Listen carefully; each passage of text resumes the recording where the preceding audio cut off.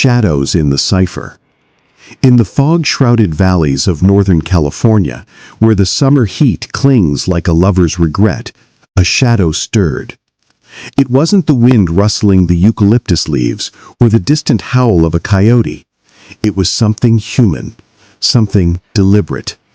A man in a hooded jacket, his breath steady as a metronome, pressed the barrel of a .22 caliber pistol against the temple of a young couple parked in their lover's lane. "I want your car keys and your wallet," he said, voice muffled by the night. But as they fumbled in terror, he laughed, a low, chilling rasp that echoed like a cipher unsolved. This was no robbery. This was the opening move in a game where the stakes were souls, and the board was the entire Bay Area. The year was 1968, and the Zodiac had just claimed his first pieces. Chapter 1. The Lake That Swallowed Secrets. The air at Lake Herman Road was thick with the scent of algae and pine, a deceptive serenity that masked the violence about to unfold. It was December 20, 1968, just days before Christmas, when the world should have been wrapped in tinsel and goodwill. David Faraday, 17, and Betty Lou Jensen, 16, had driven out from Vallejo in David's Rambler station wagon, seeking the quiet intimacy of a rural lover's lane. They were high school sweethearts, their futures bright with prom dreams and college applications. David, with his wire-rimmed glasses and easy smile, had parked facing the water, the lake's surface a black mirror reflecting the scant moonlight. At 10:15 p.m., the first shot shattered the peace. A single .22 round pierced the rear window, grazing David's shoulder as he turned to shield Betty. He slumped forward, blood blooming on his corduroy jacket like a forbidden rose.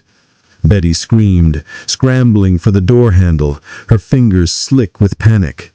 The shooter, cloaked in darkness, his form indistinct against the tree line, fired again.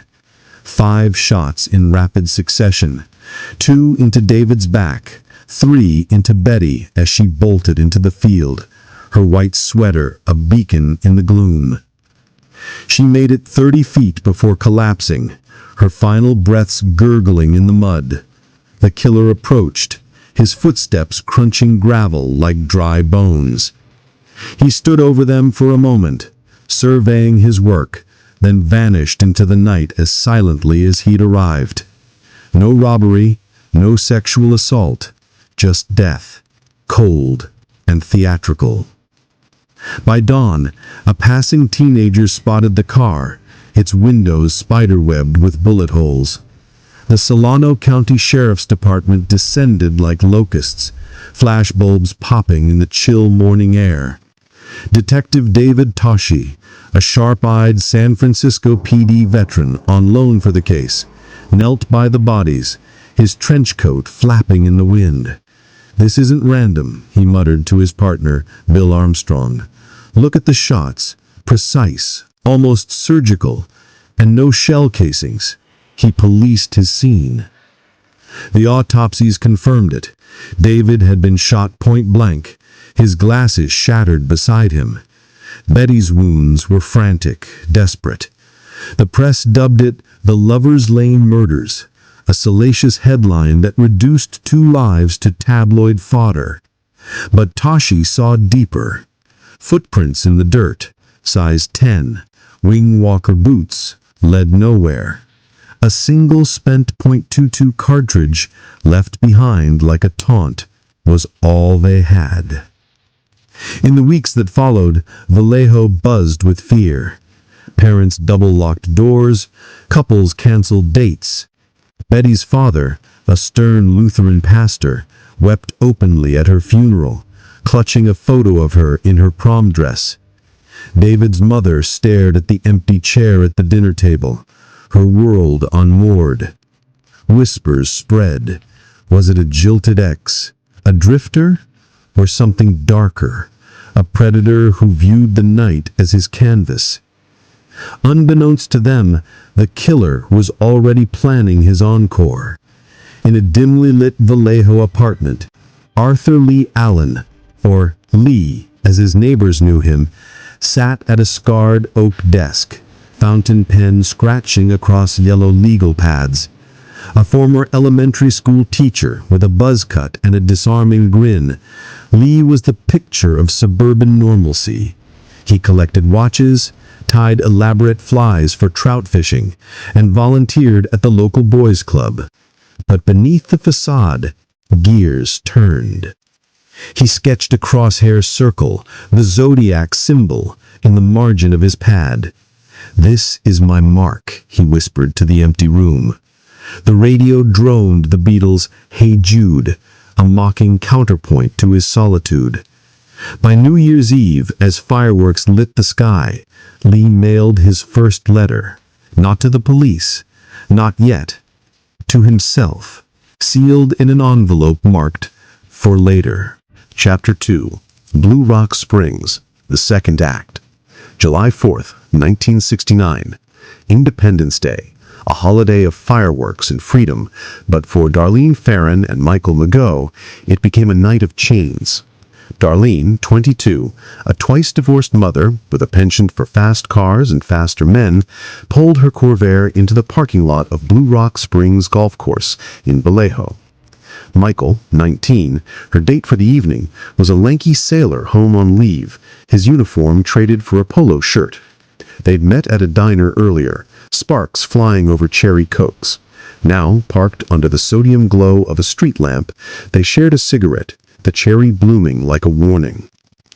At 12:40 a.m., headlights swept the lot. A white Chevy Impala, nondescript, pulling alongside. The driver flashed his lights twice, then killed the engine. "You know that guy?" Michael asked, unease prickling his skin. Darlene shook her head, but her hands trembled on the wheel. She'd received anonymous calls at work, hang-ups that left her glancing over her shoulder. "Probably nothing," she lied. The door of the Impala creaked open. A stocky figure emerged, flashlight in one hand, pistol in the other. He approached the passenger side, beam stabbing into the car. "Hey," he said, voice gravelly through the crack in the window. Before Michael could respond, the shots began. The first round punched through the door, shattering glass and embedding in Michael's thigh. He yelped, crueling fetal as Darlene floored the gas, but the engine sputtered, flooded from the rain earlier. The killer circled, firing methodically, one into Darlene's chest, two into Michael's abdomen, a fourth grazing her arm. Glass rained like confetti, blood painted the dashboard in abstract strokes. Darlene, gasping, managed to jam the car into reverse, tires squealing as she backed toward the clubhouse. The killer paused, gun smoking, then fired a parting shot into the taillight before jogging to his Impala and vanishing into the suburban maze. Minutes later, Darlene staggered into the clubhouse, collapsing at the feet of Officer Richard Patchett. "A man shot us," she wheezed, blood bubbling from her lips. "White car. Zodiac." The word slipped out like a curse, but Patchett dismissed it as delirium. Michael, dragged from the car by paramedics arriving, survived his wounds, though scarred forever, physically, and in nightmares where the flashlight's beam haunted him. Toshi arrived at dawn, the crime scene tape fluttering like yellow ribbons. Darlene's body lay covered on the asphalt, her auburn hair matted with gore. "Same M.O., Toshi growled, noting the .22 casings, 9 this time, ejected casually. Lover's lane, close range, no motive but the kill. Armstrong photographed tire tracks, wide from a heavy sedan. The media frenzy ignited.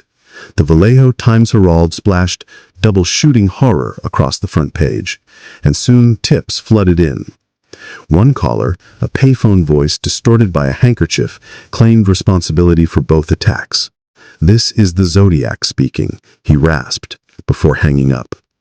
Police dismissed it as a crank, until he called again, this time to the San Francisco Chronicle, dictating details only the killer could know. The positions of the bodies, the exact caliber,